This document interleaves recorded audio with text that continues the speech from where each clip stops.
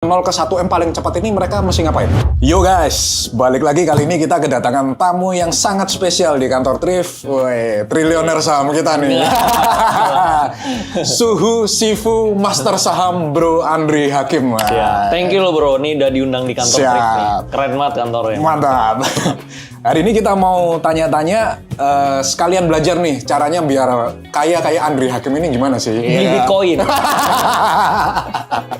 Nah, yang pertama nih bro, lu kan kalau di sosmed sangat terkenal sebagai orang saham kan? Iya. Sebenarnya bro, lu ada megang Bitcoin nggak sih bro? Gua penasaran nih. Gue sebenarnya awalnya taunya kripto dulu bro. Gue 2000. Lu orang kripto dulu berarti ya? 2017 gue masuk kripto. Oh kripto dulu berarti? Gue udah ngerti saham karena keluarga gue kan 2 perusahaan IPO. Tapi gue bukannya masuk ke saham, gue masuk ke kripto dulu bro, 2017. 2018 kriptonya crash, ya kan, turunnya lebih dari 50%. Betul. Di situ gue masuk saham. Jadi lu kripto dulu baru saham. Saham. Ya? Oh kebalikan sama pemain sebelah ya. Kalau Bro Timothy kan saham dulu baru Iya. kripto. Kalau Ini kripto berarti dulu. terjadi pertukaran pemain. Pertukaran pemain, benar. Lu terus sekarang lu masih megang Bitcoin nggak bro? Gue udah jual. Gue kemarin tuh sempat beli. Sama sekali nggak punya Bitcoin bro? Nggak punya. Lu pure di saham lokal? Iya. Wah. Udah gue jual semua. Tapi untung, jual untung. Jual untung ya? Untung. Dan nggak ada rencana untuk zero Bitcoin waktu itu? Kalau dia turun lagi lebih dalam, boleh. Tapi aja. for now you don't hold Now. any Bitcoin. Menurut gue kalau kripto itu Bitcoin doang, yang lainnya gue nggak percaya. Okay. Karena dulu gue pernah beli yang lain-lain nyangkut semua bro. Bitcoin is all the way, bro. yes. Bitcoin all the way.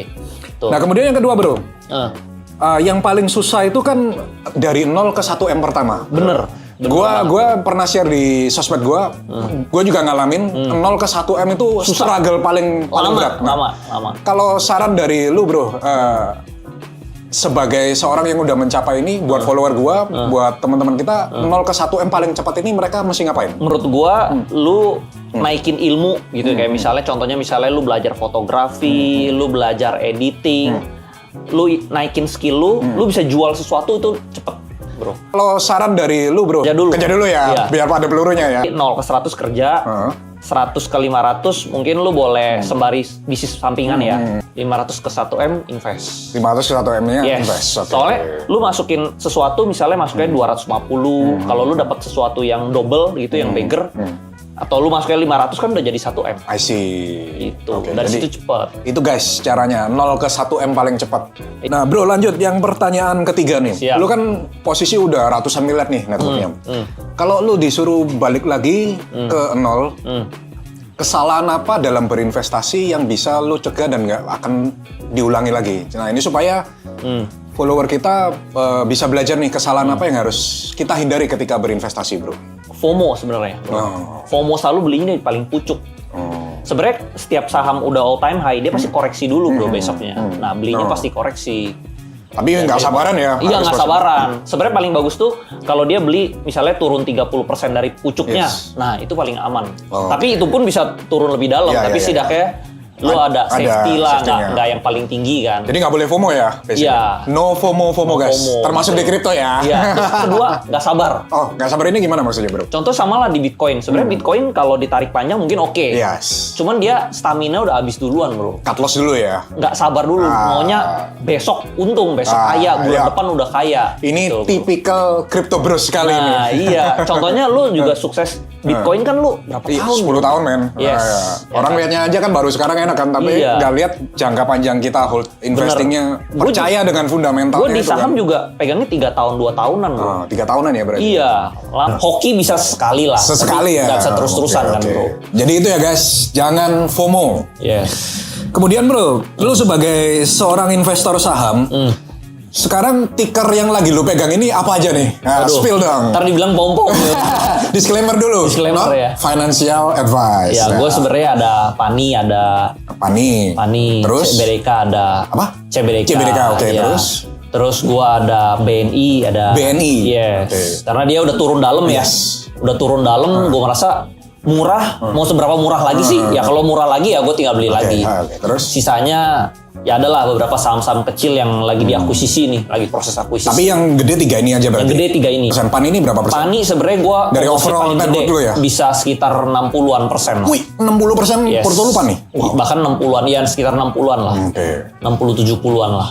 Yang kedua CBDK tadi Yang berapa kedua persen? CBDK lebih kecil sih, lebih kecil. Mungkin cuman 10% kali ya. Oh, 10%. 10%. Terus BNI?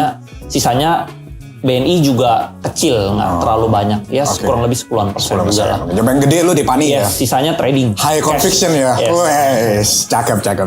Itu guys, kalau mau ngikutin tikernya itu ya, tapi disclaimer, not financial advice, dan bukan ajakan untuk membeli. Dan gua kan belinya udah dulu ya. Gua belinya udah murah. Waktu murah ya? Yes, average gua kan ada yang 700. Nanti dibilang sales PANI kalau nggak. Nah, yang gue pengen tahu, lu sendiri kan udah kaya nih bro. Kenapa lu decide untuk bikin kelas saham gitu? Biar makin kaya bro.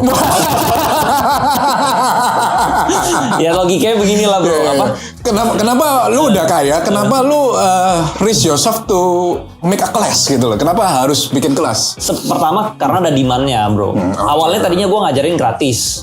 Terus banyak orang yang nanya, minta-minta. Ya terus akhirnya ya udah gue bikin iseng lah, gue bayarnya murah aja waktu itu kayak 5 jutaan gitu bro. Ternyata ada yang ikut. Terus makin hari makin rame ya. Secara accident lah jadinya. Terus kedua, pertama jadi ada demand ya. Kedua gue lihat education itu salah satu industri yang bagus sih bro. Karena contoh lah Lipo udah kaya kenapa bikin sekolah? Oh iya. Sama bro. Kenapa Lipo nggak dibilang buka kelas ya? Iya beneran kelas itu. Udah punya properti, punya bank, bikin sekolah lagi bro. Oh iya, itu buka kelas ya itu. Iya makanya. Jadi ya karena education tuh industri yang bagus juga gitu loh. Tapi passion lu sendiri juga ngajar atau? Passion gua ngajar. Oh, lu passion lu ngajar ya? Emang dari pas-pasan juga gue suka ngajar. Gue di kelas gue sebenarnya gue nggak rekomendasi. Gue nggak rekomendasi saham. Jadi kelas gue itu nggak ada stock picknya sebenarnya. Oh, nggak ada stock picknya. Jadi gue cuma edukasi doang, ngajarin orang 4 hari. Di hari kelimanya ini saham-saham yang menurut gue watchlist gue menarik nih. Tapi lu pelajarin pakai ilmu yang gue udah ajarin 4 hari ini gitu. Jadi lu pilih sendiri. Contohnya misalnya orang sukses di saham kan banyak bro. Ada Warren Buffett, ya ada Pak Lo Keng Hong dan yang lain-lain banyak ya. Pak Sandiaga Uno. Semuanya itu portfolionya beda-beda bro. Tapi semuanya sukses juga. Sukses semua, betul. Jadi jalan ke Roma itu nggak satu jalan, banyak jalan menuju Roma bro. Kalau mau sukses di saham jalannya banyak. Kalau kripto cuma Bitcoin soalnya. Jadi banyak. Nggak, bercanda guys. Kripto juga masih banyak jalannya. Nah, Yang terakhir bro, selain saham, lu ada invest di luar financial market nggak seperti tradisional investment properti? Properti lu berapa persen dari? Kurang lebih mungkin sekitar 20%-an. 20% lu properti ya? Terus Mas lu pegang nggak? Mas gua ada. Wah masih megang Mas ya? Gue suka masih muda bro, ngapain megang Mas? Gue suka beli iseng-iseng bro. Dulu gue suka beli iseng-iseng karena gue kalau Chinese New Year gitu ya, walaupun gue belum married, gue suka kasih ke sepupu-sepupu gue tuh ini angpau-angpau emas gitu loh isinya. Buat follower siap-siap ya, Andri Hakim mau bagi emas ya. Terus kan ini juga kalau misalnya gue kasih dia uang kan dipakai jajan habis lupa gitu loh. Makanya gue kasihnya emas, jualnya susah, harganya naik terus. Oke. Jadi masih pegang emas intinya. Ada, berapa persen? Kecil lah bro, mungkin nggak nyampe 10%, nggak nyampe lah. Jadi itu guys, interview kita sama Master Sifu Saham, Andri Hakim, bungkus.